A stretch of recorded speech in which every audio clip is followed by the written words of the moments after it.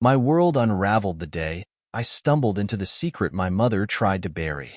I remember coming home from school, my backpack sagging with books, and the only thing on my mind was choosing a dress for the upcoming harvest dance.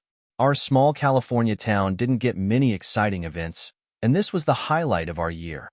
A dinner and dance under the clear autumn skies, crisp with a hint of cold that made the idea of dancing all night even more thrilling. I pushed open the front door, the familiar scent of my mom's perfume lingering in the air. Something felt off, though. The house was too quiet, almost as if it held its breath. "Mom," I called, my voice echoing through the silent hallways. There was no response. A chill settled into my bones as I ventured upstairs. Pushing open the door to my parents' bedroom, I saw her. My mother, Hannah, was perched at the edge of the bed, her head buried in her hands, phone clutched tight. Her sobs sliced through the stillness like shards of glass. I paused, caught between the instinct to comfort her and the eerie feeling that there was something I didn't understand. "What's wrong?" I asked, my voice more fragile than I intended. Hannah looked up, her eyes wide with shock, as if I'd caught her in a crime. "Nothing," she replied, but her eyes were haunted. I'd always known my mother as composed, the type of woman who could host a dinner party for 50 and make it look effortless. Seeing her so undone was unsettling. I stepped back, my mind reeling. She hadn't just been crying, she'd been shattered. My gut told me there was more to this story. Maybe a part of me knew what was coming. Maybe I was too naive to want to see the truth. Either way, I turned away and left her alone, the seeds of doubt already planted in my mind. The days rolled by with a slow, heavy dread. My mother avoided eye contact, and when she spoke, her voice carried a brittle, distant quality. I busied myself with preparations for the harvest dance, pretending everything was fine, but the weight of suspicion sat heavy on my chest. One evening, a week before the dance, I decided to escape the tension at home. I headed over to my dad's garage, a sanctuary of tools, the smell of oil, and old rock music playing softly from a dusty radio. My dad, Mark, had always been my hero. Strong, kind, and unfailingly supportive. He could fix anything: cars, broken furniture, and even a teenage daughter's occasional broken heart. "Hey, Keith," he greeted, using the nickname only he was allowed to call me. He was elbow-deep in the guts of an old pickup engine. "Need a hand?" "Just hanging out," I replied, hopping onto the workbench. But even here, the questions nagged at me. Why had Mom been so distraught that day? And why did she seem so different now? As I sat there, my eyes caught something strange. A slip of paper lay half-tucked under a stack of invoices on my dad's work table. I shouldn't have looked, but curiosity pulled me in. I slid the paper free, and my heart stopped. It was an envelope, addressed to Hannah. The return address belonged to a law office from a nearby city. "What's that?" My dad's voice startled me, and I shoved the envelope back under the invoices, my face flushing with guilt. "Nothing," I muttered. He raised an eyebrow, but didn't press further. I spent the rest of the evening with my dad, trying to shake the unease. But the seed of doubt had sprouted, and I knew I wouldn't rest until I had answers. That night, after dinner, when everyone else had gone to bed, I tiptoed downstairs and slipped into the kitchen, where my mom often left her phone charging. Sure enough, it was there, glowing softly in the dark. I hesitated, feeling like a spy in my own home. My hands trembled as I picked up the phone, the weight of what I was doing pressing hard against my conscience. But my need for the truth was stronger. I scrolled through her messages, my breath catching in my throat. There it was, a series of texts with someone named James, a name I didn't recognize. They were too familiar, too flirtatious, to be anything but damning. My heart thudded as I read, each word tightening the vice around my chest. "James, wish I could have seen you today. Next time? Hannah, soon. I miss you." The phone slipped from my hands, clattering onto the counter. I felt like the floor had fallen away beneath me. My mother, the woman I'd idolized, the woman who was supposed to be the bedrock of our family, was having an affair. The betrayal cut deeper than anything I'd ever felt. The world felt different now, darker somehow. I stumbled back to my room, the the damning messages between my mother and James replaying in my mind. How long had this been going on? Did Dad know? Did anyone else know? I didn't sleep that night. Instead, I lay in bed staring at the ceiling, my thoughts tangled with anger, disbelief, and heartbreak. My mother had always been the glue that held our family together, or so I thought. But now, all I could see were the cracks and fractures she'd left behind. How many lies had she told us? How many moments of our lives had been polluted with her betrayal? The next morning, the sun came up as if nothing had changed. Birds sang outside, and the world went about its business, blissfully unaware of the storm raging inside me. I dragged myself out of bed and went through the motions, but everything felt off, wrong. I couldn't look at my mother without feeling my hands curl into fists. She noticed. "Honey, are you feeling okay?" she asked, her voice soft and concerned. The concern felt like an insult now. "Yeah," I lied, my voice hollow. "Just tired." If she sensed my lie, she didn't call me out. Instead, she gave me a distracted smile and went back to flipping pancakes, like a picture-perfect mom in a sitcom. It made me sick. I grabbed my bag and left the house early, needing to get away. I wandered the quiet streets of our neighborhood, my mind a storm of conflicting emotions. Anger was the strongest, but there was a deep, aching sadness too. The image of my mother laughing with James, smiling at her phone, wouldn't leave me. Eventually, I made my way to the park, a place where I used to play as a kid. I sank onto a bench and tried to make sense of everything. What was I supposed to do? Tell Dad? Confront Mom? Or just carry this secret and hope it didn't destroy us all? "Linda?" A familiar voice interrupted my thoughts. I looked up to see Becky Thatcher, my best friend since childhood. Her brown hair was pulled back into a messy ponytail, and she wore her usual confident grin, but her smile faded when she saw my face. "Whoa, you look like hell. What happened?" I opened my mouth to brush her off, but the words stuck in my throat. Becky and I had shared everything over the years, sleepovers, secrets, and heartbreaks, but this felt too big, too heavy. "It's complicated," I managed, my voice cracking. Becky sat beside me, her eyes narrowing with concern. "Hey, you know you can tell me anything, right? No judgments." I hesitated, the weight of the secret crushing me. But before I could decide, a voice called out from behind us. "Linda, hey." I turned to see Dean, my boyfriend, jogging over. He was all smiles, his blue eyes lighting up when he saw me. But even his easy charm couldn't cut through the darkness I felt. "Hey, beautiful," he said, leaning down to kiss my forehead. I forced a smile, but I knew he could sense something was wrong. "What's going on?" I swallowed hard, looking from Dean to Becky. I wanted to tell them everything, to share the burden that was tearing me apart. But could I trust anyone with a secret that could destroy my family? Dean's eyes searched mine, his carefree smile slipping when he saw the turmoil I couldn't quite hide. "Linda, what's wrong?" he asked, his voice low and gentle, a tone that should have comforted me. But in that moment, it just felt like pressure. Pressure to hold myself together, pressure to pretend that my world wasn't crumbling. I forced myself to take a steadying breath. "I'm fine," I lied, my voice steadier than I felt. "Just stressed about the harvest dance. You know, picking out a dress and all that." Dean grinned, his worry easing. "Ah, the ultimate high school dilemma," he teased. "I'm sure whatever you pick will look amazing." Becky rolled her eyes, crossing her arms. Please, if Linda looked any better, half the girls in school would riot out of sheer jealousy. I managed to laugh, but it felt hollow. I was grateful for their attempt to lighten the mood, but it did little to dispel the storm inside me. Dean and Becky continued to talk, but their voices faded into background noise as I struggled to stay present, to act normal. I wanted to scream, to punch something, to find my mother and demand answers. But what good would that do? The rest of the day passed in a blur of forced smiles and empty conversations. At lunch, I sat with my friends, laughing at jokes I didn't find funny and pretending to listen as they gushed about their plans for the dance. Dean draped his arm around my shoulders, but even his touch felt distant. I didn't dare check my phone, afraid I'd see another message from James. The thought twisted my stomach, so I kept it buried deep in my backpack, out of sight, out of mind. When the final bell rang, I made a beeline for the parking lot. My mom was supposed to pick me up, but the idea of sitting in the car with her made my skin crawl.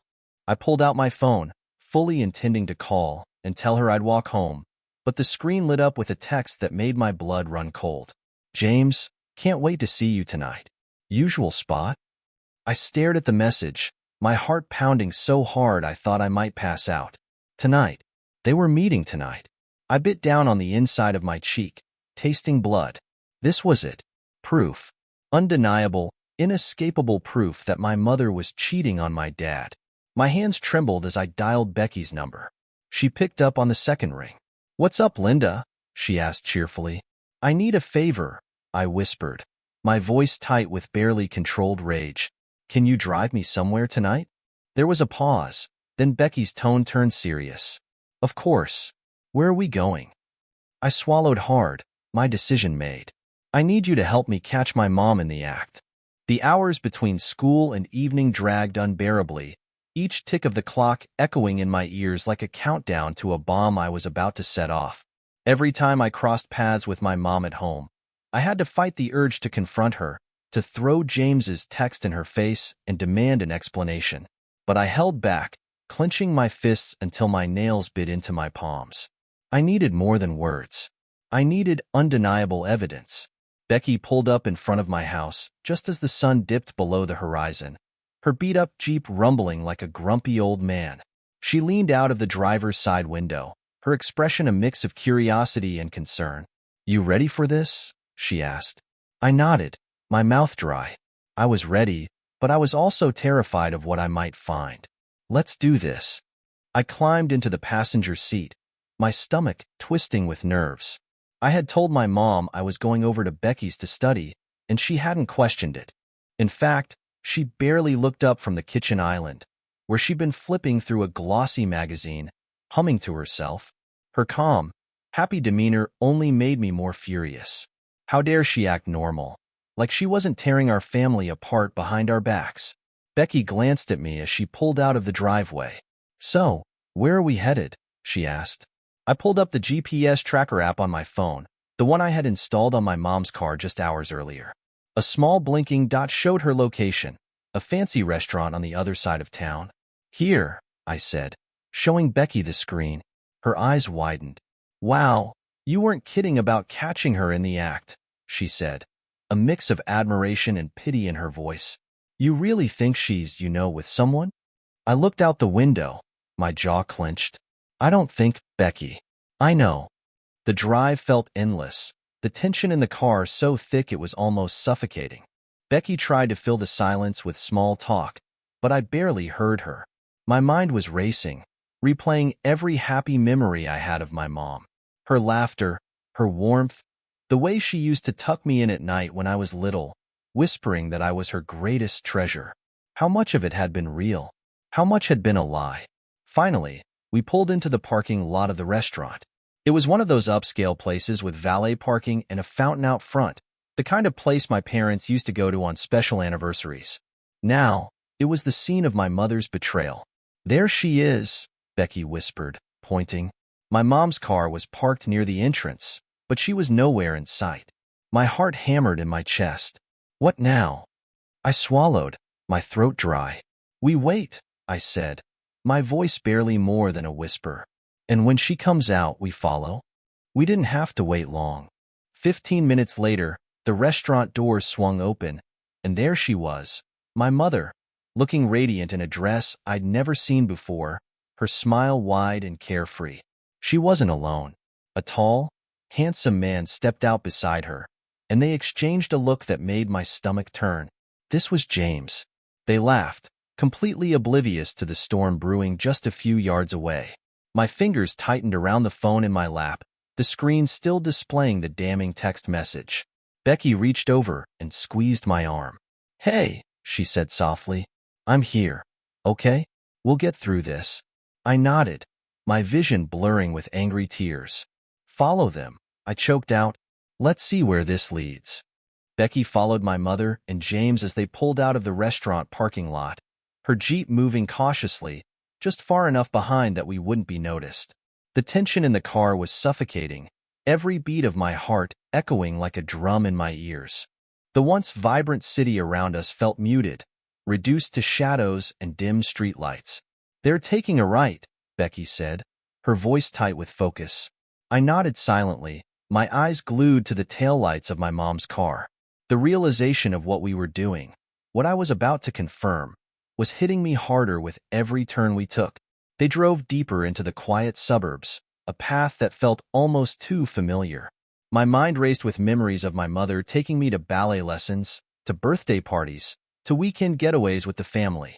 Now, this route felt poisoned, twisted by the dark truth I was about to face. Becky's grip on the wheel tightened as the car slowed. "Where the hell are they going?" she muttered. The answer revealed itself soon enough. My mom's car turned into the driveway of a cozy, upscale townhouse on the edge of a wooded cul-de-sac. My stomach dropped as James parked the car and stepped out, casually strolling to the passenger side to help my mother out. She giggled, her voice light and carefree, and it took everything I had not to fling the car door open and scream. Instead, I sat frozen, watching through the windshield as the two of them walked up to the townhouse door. James unlocked it, and they disappeared inside, the door closing behind them. It was over. They were gone. The evidence I needed lay just a few yards away, inside that house. "Linda," Becky said, breaking the heavy silence. "What do we do now?" The anger, the betrayal, the heartbreak. It all surged inside me, fighting to spill out. I had two options: confront her here, now, in the heat of the moment, or wait. Take time to figure out how I wanted to handle this. My gut told me to storm that house and demand answers, but my head knew that I needed to be smarter. "We wait," I whispered. My voice sounded small, fragile, but I didn't feel small anymore. I felt dangerous, ready. "I'm not ready to confront her yet, but I'll make sure she knows what she's done." Becky studied me, her expression a mix of sympathy and worry. "Are you sure? I mean, you've got all the proof you need now." I nodded, the pain hardening into something else, something more calculated. "Yeah, I'm sure. I need to think. I need to make this count." We sat in the car, the silence pressing in on us, and I realized that the Linda who existed before this moment was gone. Betrayal has a way of changing you, shaping you into someone you don't recognize. But I knew one thing. I wasn't going to let this break me. The drive back home was quiet, the kind of silence that presses down on you, heavy and suffocating. Becky kept glancing at me, her worry palpable, but I couldn't form words to reassure her. What was there to say? The woman I had idolized, the mother I had trusted with everything, had shattered our family with lies and infidelity. "Do you want to come over to my place?" Becky finally asked, her voice soft, almost hesitant. "My parents are out of town and we could just hang, maybe watch a movie or something to take your mind off things." I shook my head. "Thanks, but I think I need to be alone for a bit." I managed a weak smile, though I felt anything but okay. "I'll be fine, really." Becky didn't look convinced, but she respected my wish. "Call me if you need anything, okay?" she said, her hand lingering on mine for a moment before I climbed out of the car and walked up the driveway to my house. The front porch light was on, and I could see my dad through the living room window, hunched over his laptop with a cup of coffee at his side.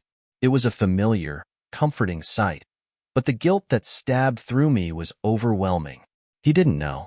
He had no idea that the woman he loved was betraying him. How could I tell him? How could I be the one to break his heart? I slipped inside, trying to be as quiet as possible. The house smelled like cinnamon and old leather, the scents of my childhood, but now they felt tainted, like echoes of a life I'd never get back. I made my way upstairs, hoping to avoid both of my parents, but my dad caught me halfway up. "Linda?" he called, and I stopped, forcing my face into a neutral expression before turning around. "Hey, kiddo. How was studying at Becky's?" I opened my mouth to answer, but the words got stuck in my throat. He looked so happy, so clueless. I couldn't bring myself to ruin it, not yet.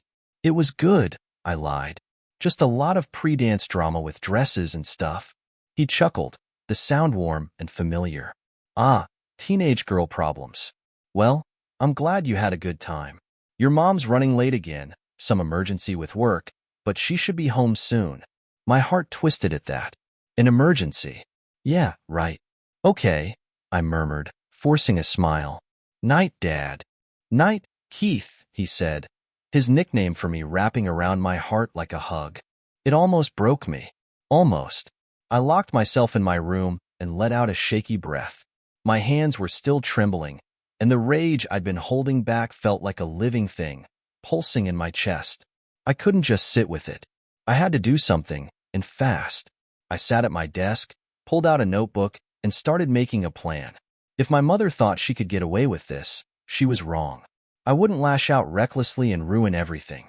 No, I would make sure her betrayal had consequences, ones she couldn't escape from. This wasn't just about revenge. It was about exposing the truth and making her face the damage she'd done to our family. And as I wrote out my plan, each step more precise than the last, I knew that the coming days would be critical.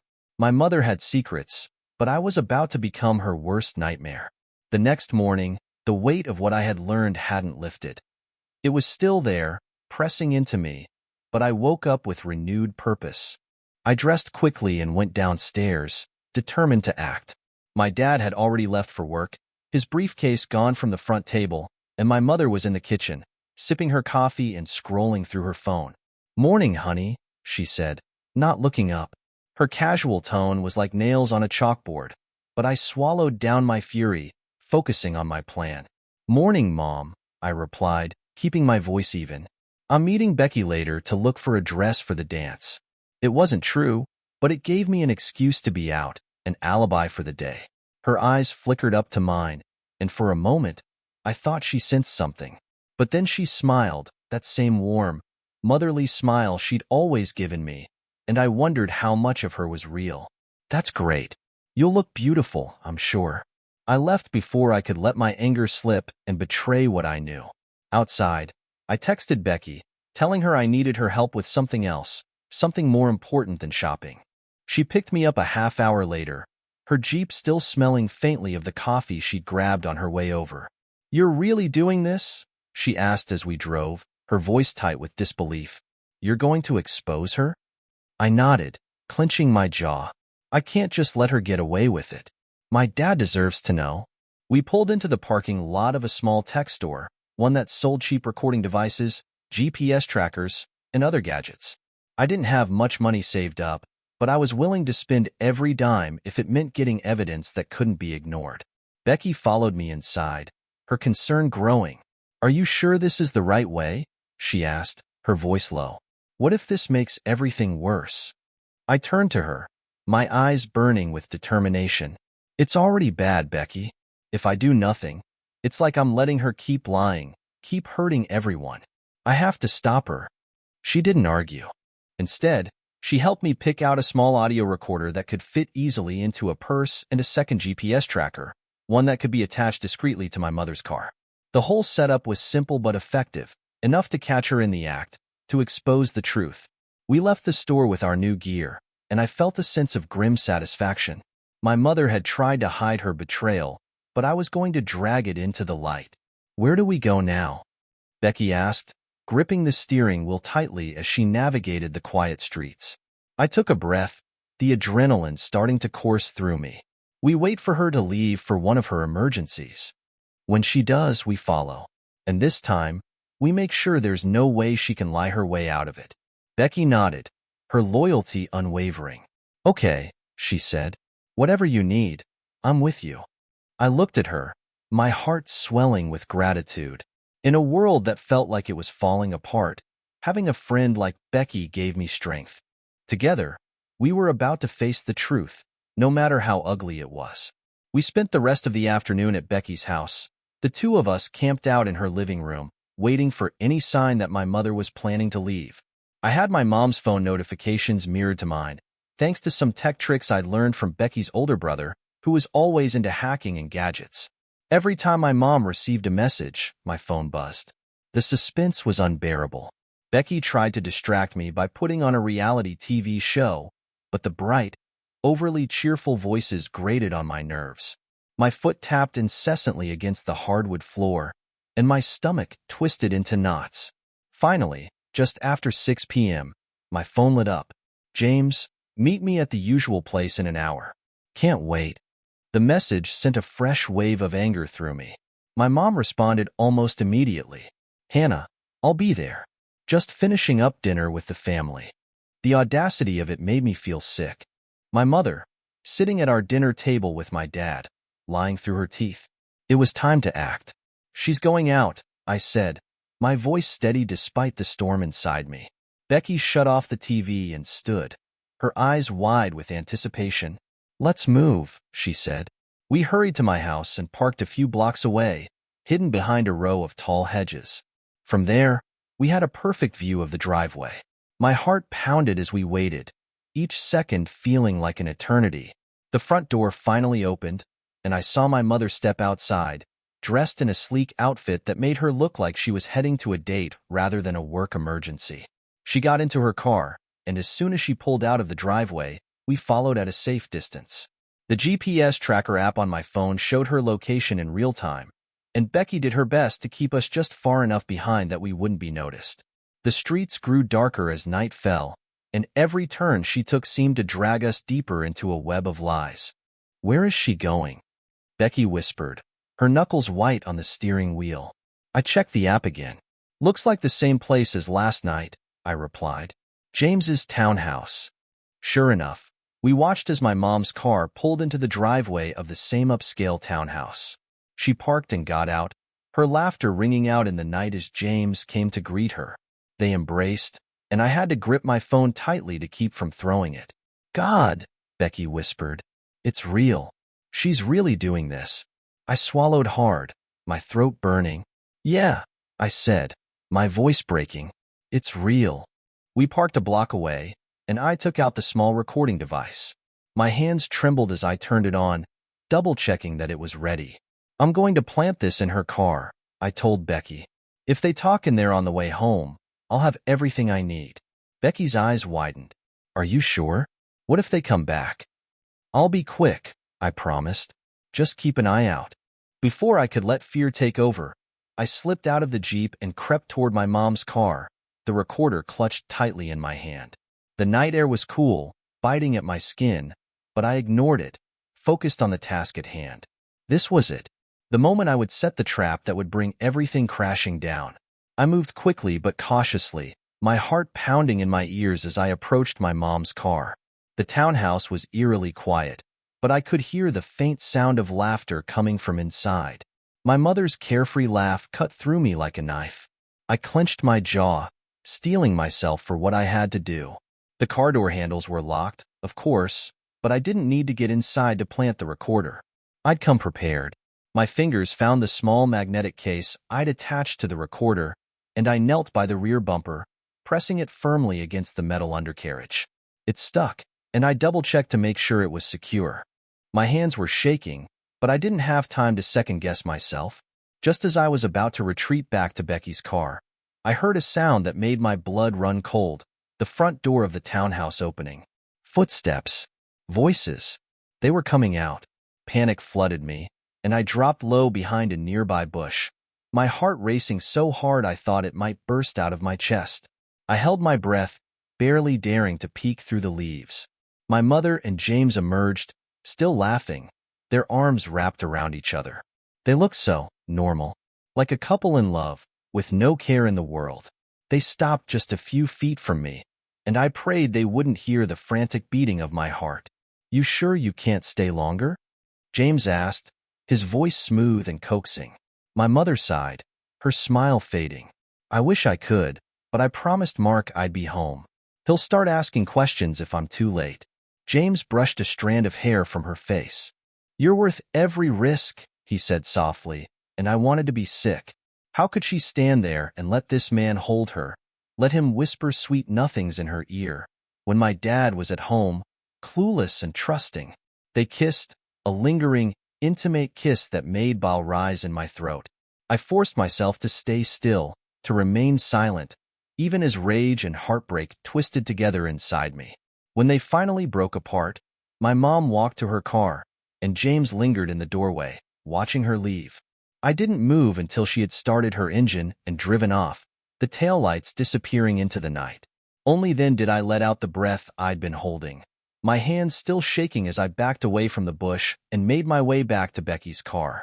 Becky's eyes were wide with worry as I climbed into the passenger seat. "Did you get it?" she whispered, her voice tense.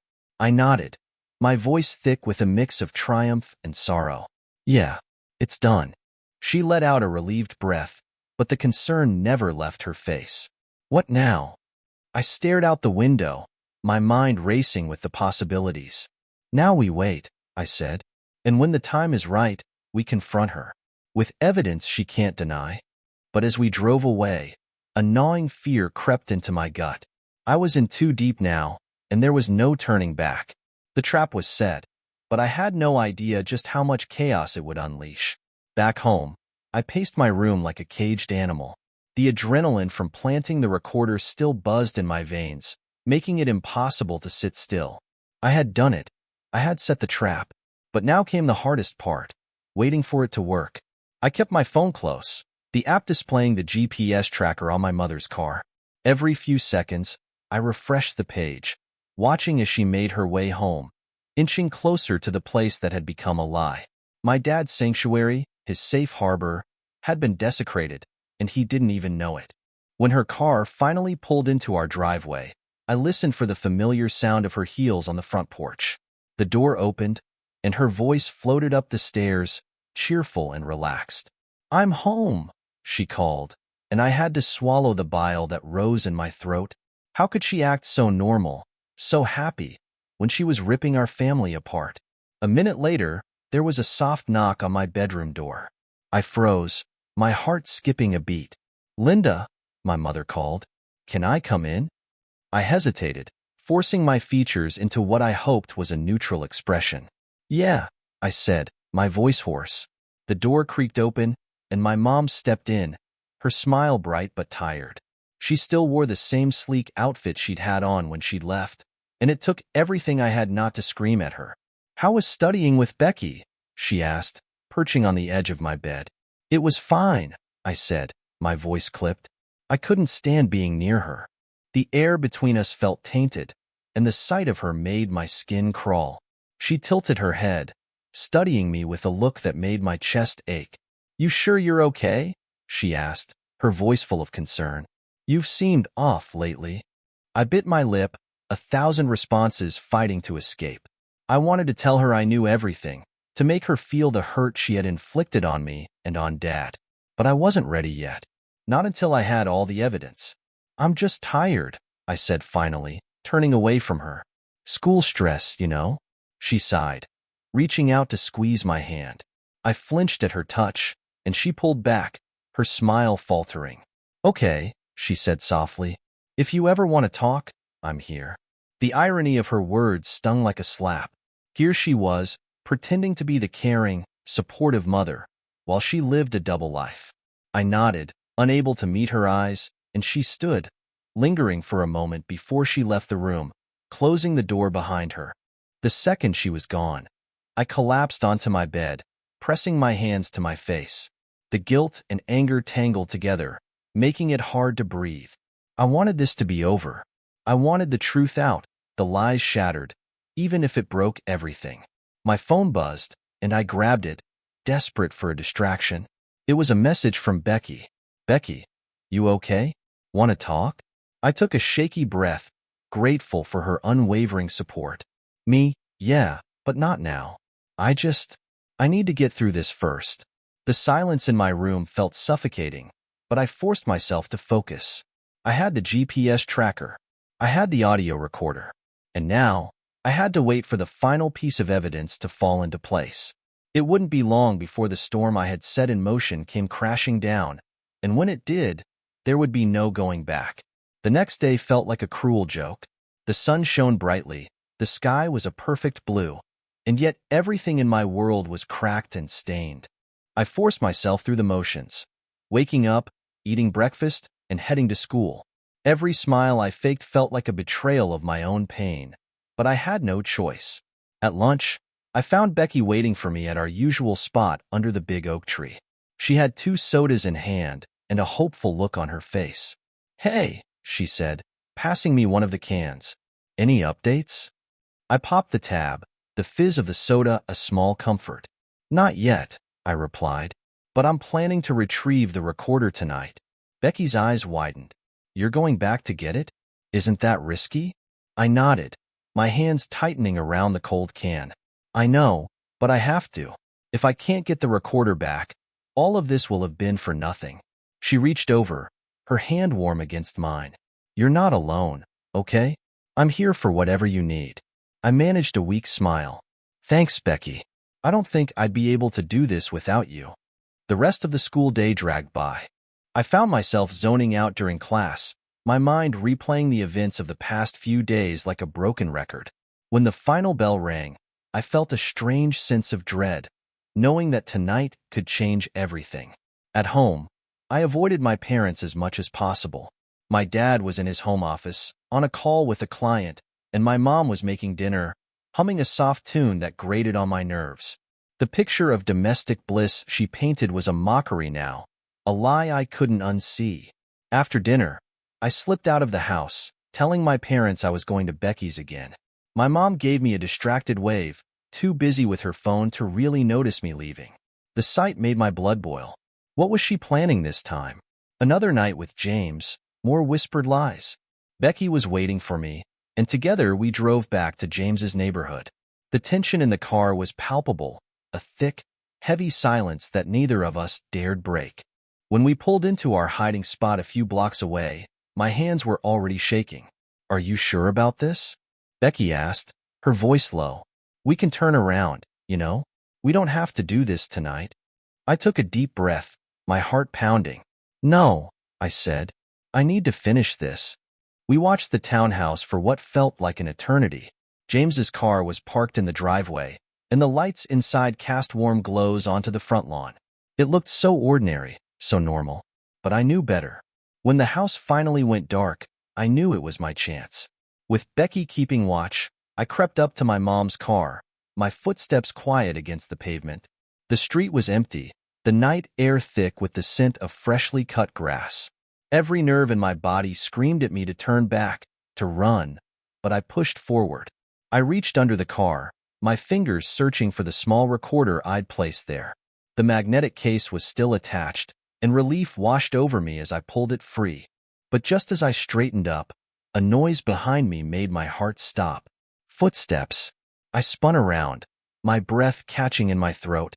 A figure was moving toward me from the shadows, and for a terrifying moment, I thought it was James. But as the figure stepped into the light, I realized it was someone else entirely. It was my mother. My mother stood there, bathed in the soft glow of the nearby street lamp, her face a mixture of shock, confusion, and something else. Fear, perhaps. The silence between us was suffocating, and for a moment, I felt like a deer caught in headlights, frozen, unsure of whether to run or fight. "Linda," she said, her voice trembling slightly. What are you doing here?" Panic coursed through me, but I forced myself to stay calm. My grip tightened around the recorder in my hand, the small device that could shatter the illusion she had worked so hard to maintain.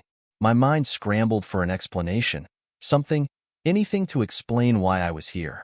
I was just out for a walk," I stammered, though I knew how feeble that sounded. "Needed some air." She frowned, taking a step closer, her eyes narrowing. "At this hour? In this neighborhood?"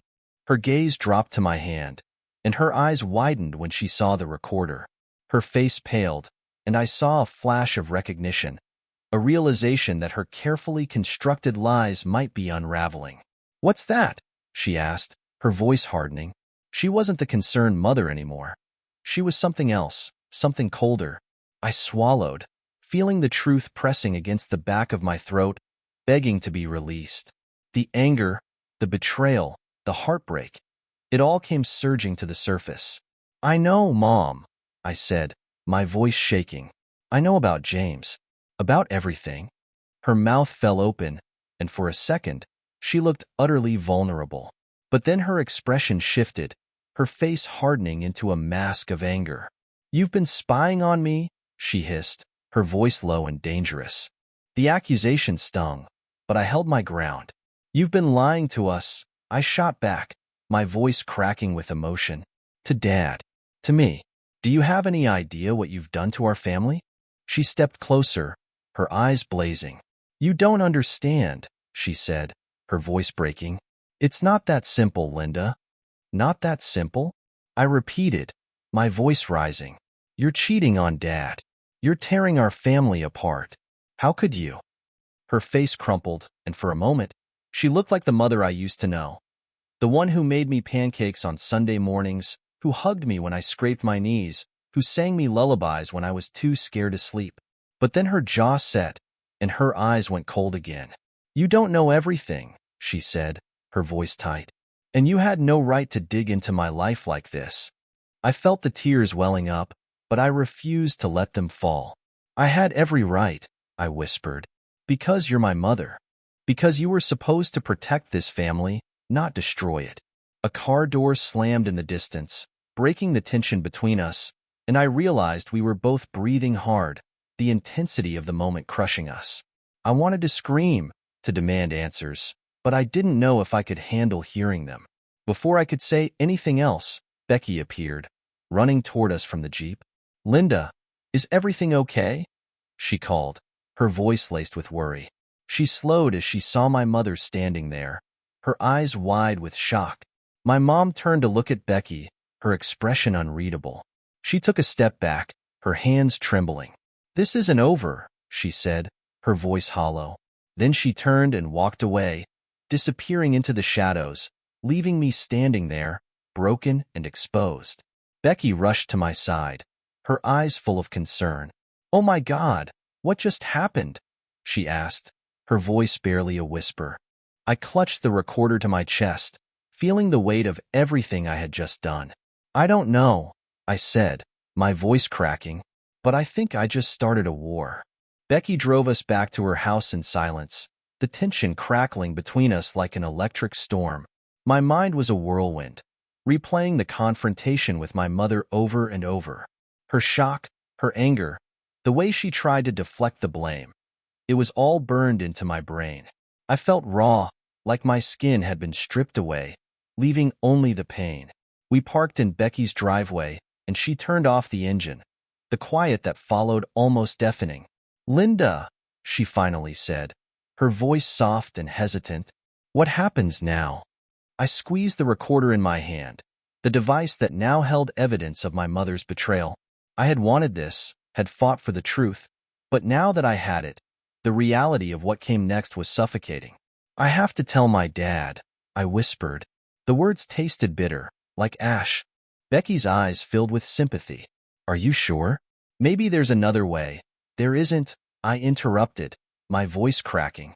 "He deserves to know. He's been living in the dark, and I can't let her keep lying to him. I have to do this." Becky's hand found mine, and she held on tight. "Okay," she said. "I'll be there with you. Whatever you need." Tears pricked my eyes, and I turned away, ashamed of how vulnerable I felt. "Thanks," I managed, my voice breaking. "I don't think I could do this alone." We sat there for a long time, the gravity of what I was about to do pressing down on me. Finally, I took a deep breath and pulled out my phone. My hands were trembling so hard I almost dropped it, but I managed to dial my dad's number. It rang once, twice, and then he picked up. "Hey, Keith," he said, his voice warm and familiar. "What's up? Everything okay?" I felt my throat tighten, but I forced myself to speak. "Dad," I said, my voice shaking. "Can you come home? There's something we need to talk about. Something important." There was a pause, and I could hear the concern creeping into his voice. "Of course," he said. "I'll be there soon." I hung up, my heart pounding. Becky squeezed my hand again. "You're doing the right thing," she said. I wasn't sure if it was true, but I nodded anyway. We drove back to my house, the streets blurring past in a haze. My dad's car was already in the driveway when we pulled up, and seeing it there made my stomach churn with dread. "Do you want me to come in with you?" Becky asked, her voice steady but kind. I swallowed hard, my mouth dry. "No," I said. "I need to do this on my own. But stay close, okay?" She nodded, her eyes full of worry. "I'll be right here." I stepped out of the car, my legs feeling like lead as I walked up to the front door. The house loomed in front of me, a place that had once been my safe haven but now felt like a battlefield. I pushed open the door and stepped inside, the warmth of home feeling like a lie. My dad was waiting for me in the living room, his expression lined with worry. "Linda," he said, standing up, "what's going on? You sounded upset." I clenched my fists, the recorder in my hand digging into my palm. "Dad," I said, my voice shaking, "there's something you need to know. About Mom." He froze, his eyes searching mine for answers. "What do you mean?" he asked, his voice barely more than a whisper. I took a deep breath, feeling the weight of the truth pressing down on me. "I know it's going to hurt," I said, my heart breaking for what I was about to do. "But you need to hear it." I held out the recorder, the evidence that would tear our family apart, and watched as the world I had known crumbled around me. My dad's eyes drifted to the small recorder in my trembling hand, and his face turned ashen. He didn't move, didn't speak, as if time had frozen. The silence was suffocating, every second stretching out until I thought I might shatter. "What is that?" he finally asked, his voice low and raw. I swallowed, my throat so tight it hurt. "It's proof," I whispered. "Proof that Mom's been seeing someone else. She's been lying to us, Dad." His face contorted in disbelief. "What?" He stepped forward, reaching for the recorder with hesitant hands, as if touching it would make the nightmare real. "Linda, are you sure? This can't be true." Tears welled up in my eyes, but I held them back, forcing myself to stay strong. "I'm sure," I said. "I've seen it. I've heard it. I wouldn't be telling you this if I wasn't." He took the recorder from me, his fingers trembling. For a moment, he just stood there, staring at it. Then, with a deep, shuddering breath, he pressed play. The device crackled to life, and my mother's voice filled the room, warm and familiar but laced with deception. The words she exchanged with James, the laughter, the promises, the unmistakable intimacy, spilled out, exposing everything. My dad's face twisted with pain, and he sank onto the couch, the recorder slipping from his grasp. "No," he whispered, his voice cracking. "This can't be happening." I rushed to his side, my heart breaking at the sight of him so broken, so defeated. "I'm sorry," I choked out, tears streaming down my face. "I'm so sorry, Dad. I didn't want to hurt you, but I couldn't let her keep lying." He covered his face with his hands, his shoulders shaking. I wanted to reach out, to comfort him, but I knew that no amount of words could take away the pain I had just unleashed. We sat there in the living room, father and daughter, both shattered by a truth we couldn't escape. After what felt like an eternity, he lowered his hands and looked at me, his eyes red and full of sorrow. "Thank you," he said, his voice barely above a whisper, "for telling me, for being brave enough to face this." I nodded, my heart aching. "What do we do now?" I asked, my voice small and lost. He took a deep, ragged breath, the strength slowly returning to his posture. "We face it," he said, his jaw setting with a resolve I hadn't seen before. "Together, we'll figure this out, no matter how painful it is." At that moment, I realized that while our family might never be the same, we still had each other. The love between a father and his daughter, the bond we shared, it hadn't been broken. And as the storm of betrayal loomed over us, I knew we would face it side by side, no matter how hard it got. I stood with him, holding on to that small sliver of hope, because even in the wake of lies and heartbreak, we had the strength to fight for the truth and for each other. Have you ever faced a moment when a truth changed everything? Share your thoughts below, and don't forget to like and subscribe for more stories.